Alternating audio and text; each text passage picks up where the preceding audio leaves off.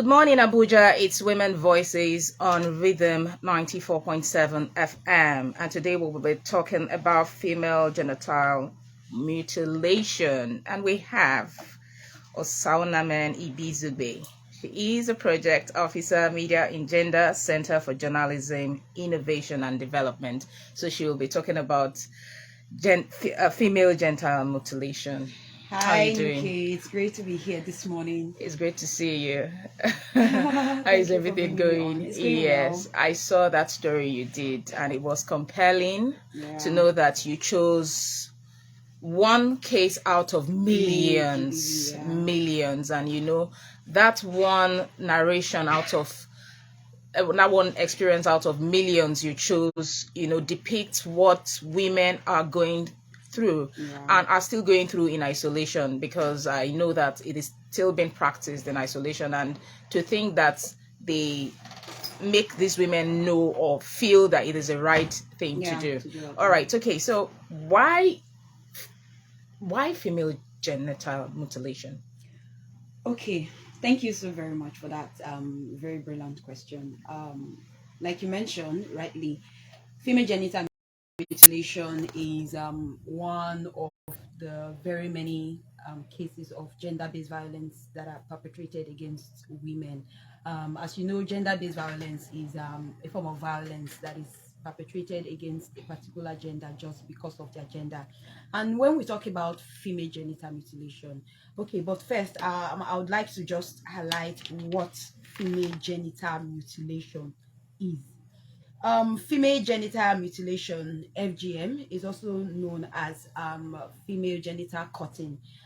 It's a process where part of the female genitalia, that is the clitoris of the woman, where a part of it or the whole of it is cut off.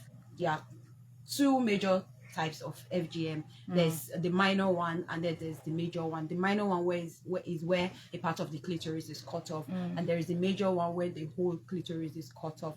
So that is female genital mutilation. And when we talk about the reasons for female genital mutilation, there are so many reasons why FGM is practiced in Nigeria, and it ranges from cultural reasons to it being believed to be used to curb how would I say it, illicit sexual appetite in women, as a way of that's like one of the reasons to curb promiscuity in women and all of that.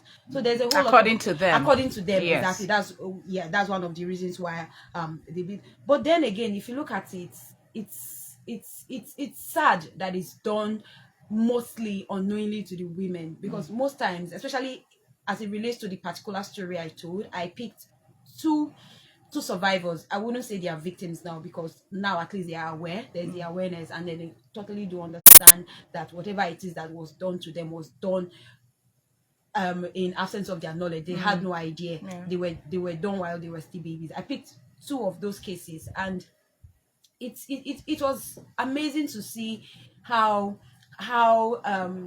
it has affected their life, and how it has changed the trajectory of their sexual and reproductive health, because of the fact that they have to live with the consequences of an action that was taken innocent. Well, I wouldn't say innocently, because the advocacy against this particular act of female genital mutilation has been on for decades, for years. But it's just that cultural the cultural myths and those the cultural beliefs that have strived over the years, the belief that it helps to curb promiscuity, it helps female chastity, and then it makes it easy for women to deliver babies.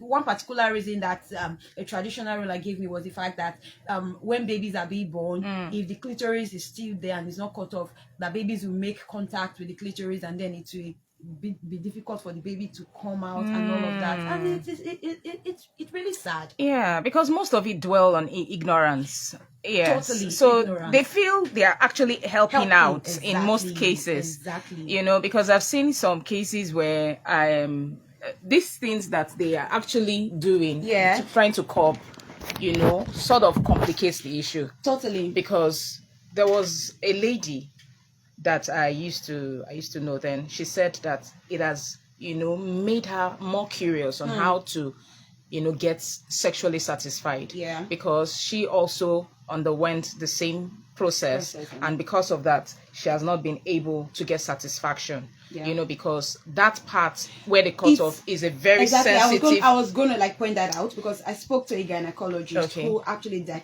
dissected that and like spoke about how the general belief. Okay, let me bring it down now. If you go to different cultural settings, has their different reasons for doing it. In my own, because I'm from Benin, I'm from Edo State, it's something that resonates with me. That was why I decided to like go there to actually like do the story there. And then there it is believed that any woman who is not circumcised is a taboo. That's just the belief. It's in that part of Nigeria, circumcision is seen as a mark of cultural identity, supposedly done to prevent the promiscuity, just like we've mentioned. Yes. And then according to when I spoke to the doctor, and I was like, okay, do you think does he really call promiscuity as his belief?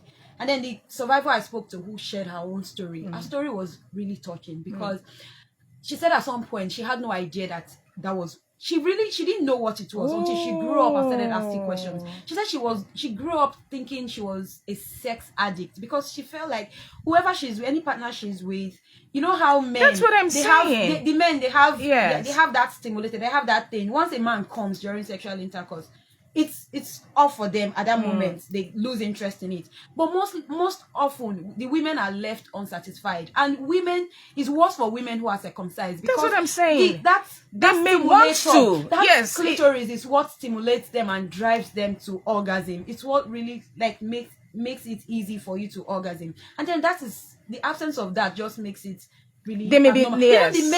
The men you're with who's going to now, according to this lady, what she shared was like they look at her in one setting way, like you're not you're unsatisfied. That's what I'm saying. Like, that the solution that they need it to actually get is opposite, because it's contradicting, because most women would now, like the story of that lady that I was telling you about, she said it now made her more curious. It now made her, start sleeping with multiple men to see, okay, is this particular person that couldn't, it now started.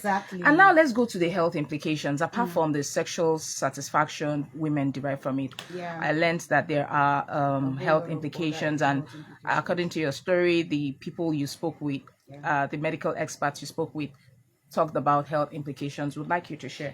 Okay, so according to the gynecologist I spoke to, one of the resulting limitation is basically the inability of survivors to use part of their genitals. It speaks to a case of a lady who does not have sexual desires. She doesn't find sex interesting. She's close to 30. Even at this age, she doesn't seem excited when it comes to sex. Even when she's being touched, she even shared to the point that she even had to explore her body. So can you replace it with intimacy? Intimacy, yes. Exactly. Let's know. Okay, yeah, well, really, so we don't get it exactly. Thank you very much. Yes. Like in terms of intimacy and all of that, she even had to like go within to actually explore herself to see that is it that something is wrong with that person, and then she finds out that there's nothing. It's with time and education and all of that. That's how would I say it? Okay, let's leave that. But then again, if you have other complications, according to the doctor, it results in bleeding, severe bleeding. This particular lady, she almost died at birth when she was being cut. She almost died. It was just good. Other problems include problems urinating, infections, cysts, and then there's one particular effect that I saw. According to the doctor, it's called a perineum bulge. It's a situation where there's a growth from it after it's been cut off, and especially when the process is done in a local setting and it's not properly done, it now begins to grow, and then at some point it grows so big that it looks like a penis. If not because of the fact that we're on radio, if you were on TV, you probably would have been able to see the picture. It now grows and looks like a penis. And then there's also the issue of problems during childbirth. According to the doctor, it mentioned cases where women, after getting married, sometimes they'll not find out that there's no hole at all for the husbands to penetrate in terms of intimacy and all of that. That they will have to like do surgery to reconstruct a vaginal hole and all of that. And it's really appalling to hear the stories because of the fact that these things are done. It's female genital mutilation. Bottom line is one of the worst forms of discrimination against women yes, and and girls. practice against women. No, yes. So that takes me to CSOs, NGOs, their intervention. I know of CSOs and NGOs that have done a lot. But the federal government the government normally would just, put these things in paper and say advocacy. Yeah. You go to the Women Affairs, they would just churn out once in a while and say National Day against female genital mutilation, and then we just do a conference. Yes, sexual-based violence. No, we say no. Give women a chance. This, that. Apart from give women a chance, we just hear a speech restating the federal government's commitment to eradicating this, eradicating that, and after that event, we go silent.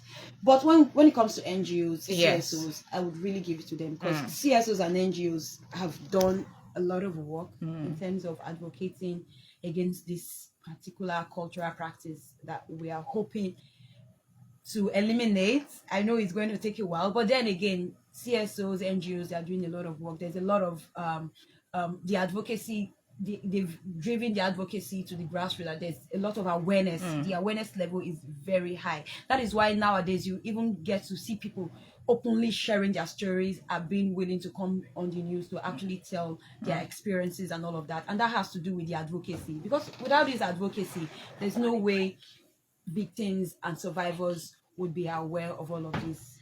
Kudos to NGOs and CSOs working in the front line to advocate against gender-based violence, with particular focus to female genital mutilation. Okay, all right. So what else can individuals do? Most times we're always saying government, we're always saying CSOs, we're always saying societies, but I noticed that over time that people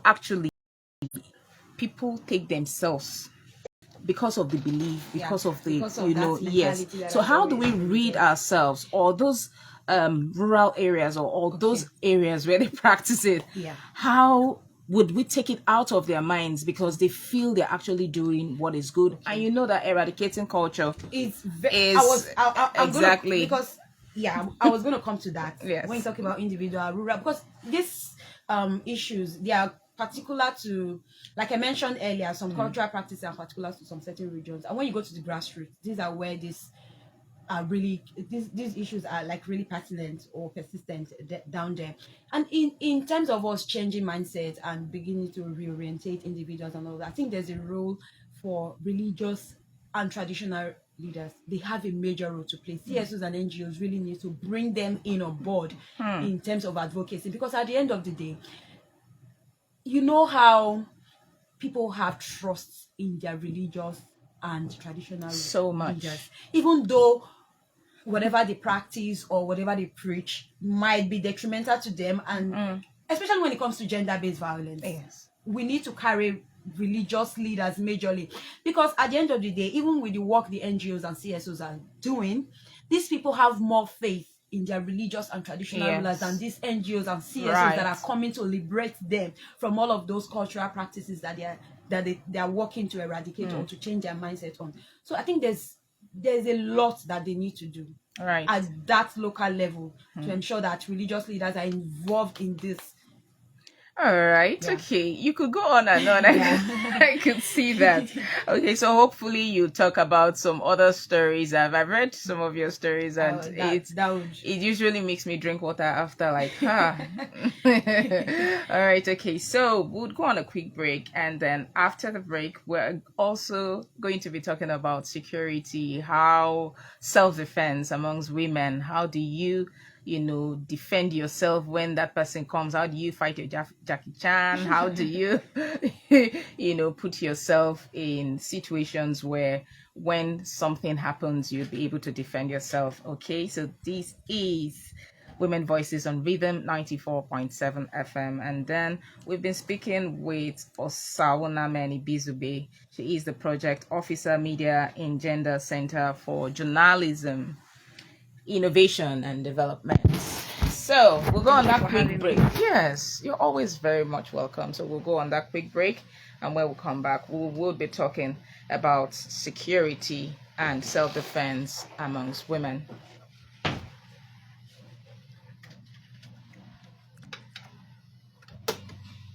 The man is here. So would you wait 10 minutes for you to finish? Yeah. Of course. Okay, because I don't know if I should wait here. No, I can wait there. Yes. I can be downstairs. Anyone. Yeah, you can wait anywhere. I wanted to go to that hotel. Oh yeah, now go to the hotel and come back. Instead of carrying your bag around, drop it at the third floor now. Okay, I'll drop it close to your seat. Alright. Or my table, anyone. Where is it? Yes, please.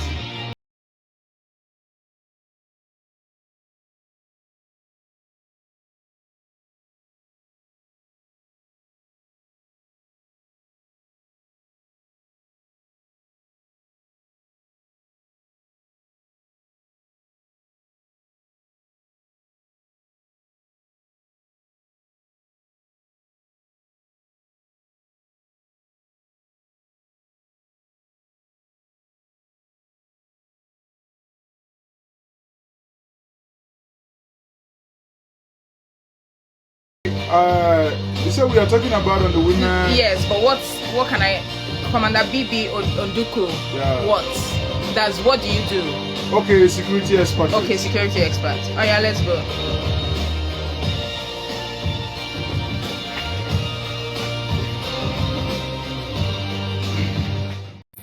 Welcome back. It's Rhythm 94.7 FM Women Voices. Before we went on that quick break, we were talking about female genital mutilation, and we had Osaunamen Ibizube.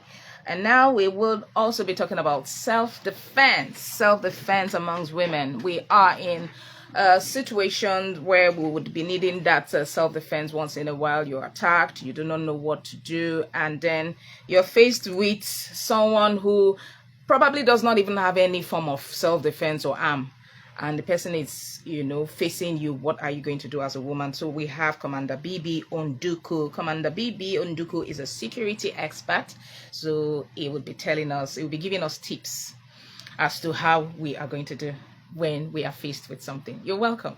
Yeah. Okay, so I ask, if I am walking home after work, or probably I went for a walk, and then I am faced with a huge person like you who is confronting me, probably not to dispose me of my things, probably to, just harass me. What do I do? Yeah.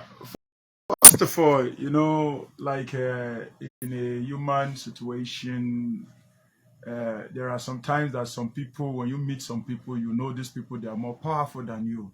And that's why we especially educate women on self-defense tools, whereby at least maybe like electric shock, or maybe a little tear gas on your own personal usage, so that when that kind of person want to come close to you and harm you, and you find out that this person is dangerous, at least you use that tear gas on the person.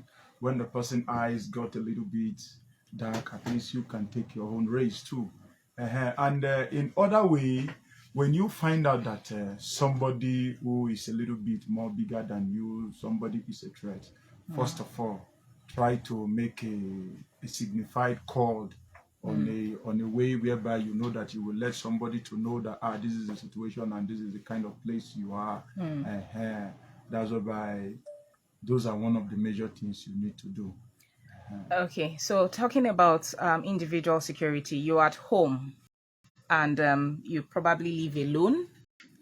What are the things that I need to secure myself? What are the security tips that I need to put in place so that I wouldn't even get an intruder in the first place? Okay. Domestic security is one of the most important things that every man or woman, especially woman, you need to put in place in your domestic houses.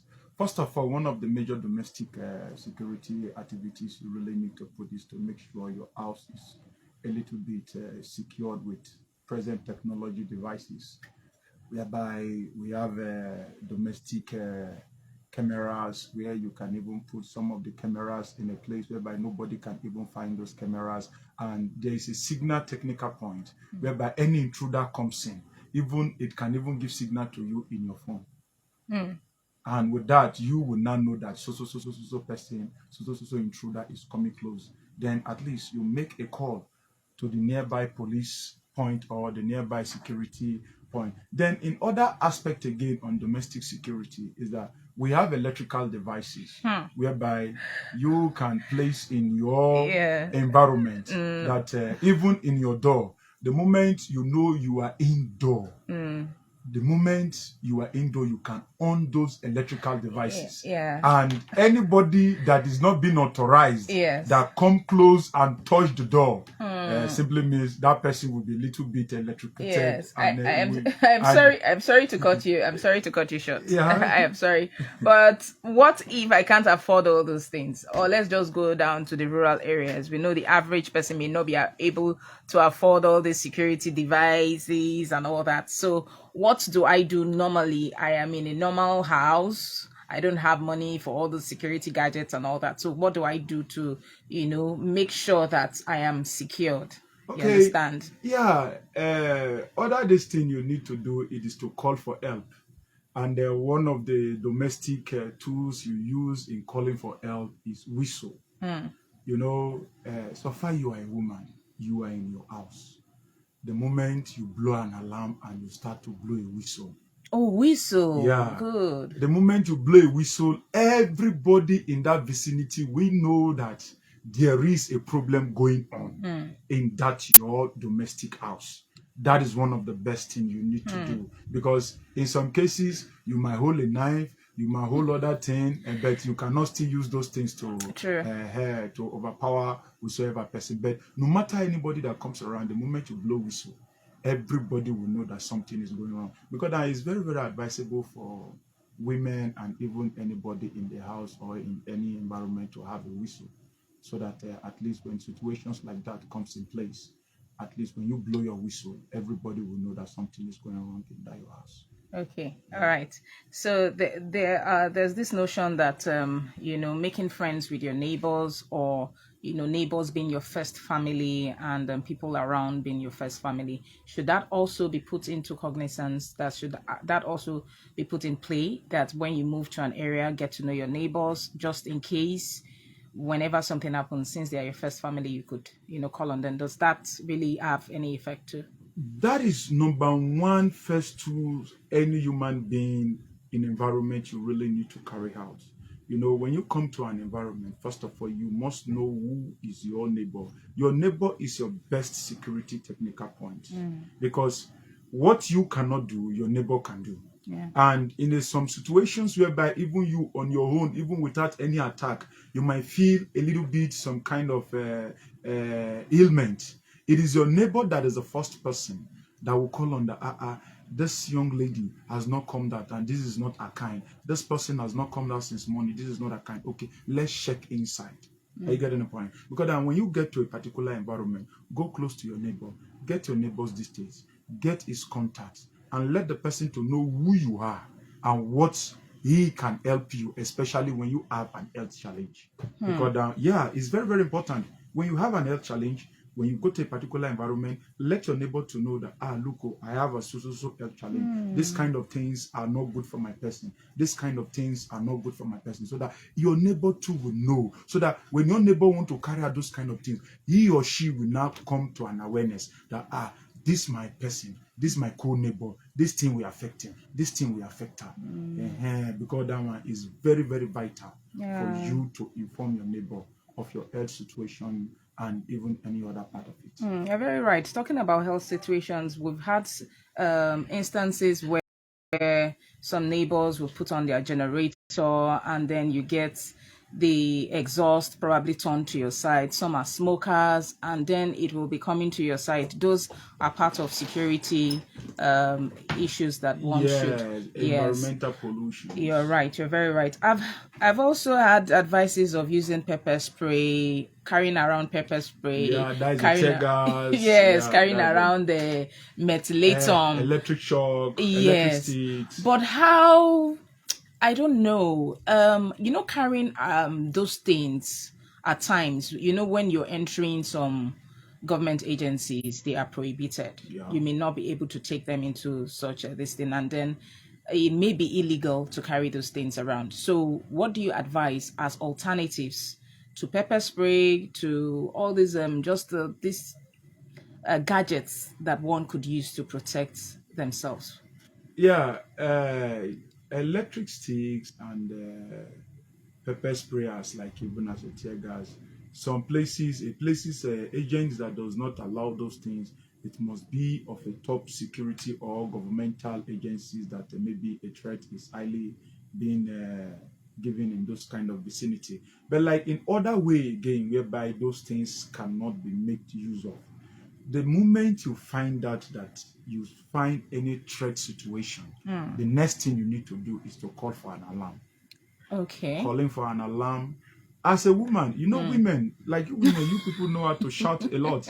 Are you getting the point? The Yes. moment when a woman give out a very high shout, Yes. you will find out that people will know that there is something going on around Okay. there. If you know, there's no magic you can do. Okay. If you know, the only other things you can do, those are top devices that Okay. is of security use only, Yes, only. not for commercial uses. All right. Okay. Thank you so much, Commander BB, for coming on the show today. He is a security expert, and thank you also Wale Oguntoku from GRA Ikeja is a major and regular contributor. He contributes and two guests in the studio. Circumcision that I know going by the Holy Bible is to be done for only the male child, and in reality, this helps the male gender health wise. Then, wherefore our forefathers got the idea, circumcising the female gender too is to curb promiscuity, to blow when she is in trouble. Thank you and have a nice day. Thank you to Wale Oguntoko and have a nice day too. Thank you, Commander BB, for coming on the show. Yes, hopefully we'll have you some other time. Thank you. All right, so it's Women Voices on Rhythm 94.7 FM. I remain at Atinuke Nukay. Do have a pleasant week, a pleasant day ahead, and thanks for listening.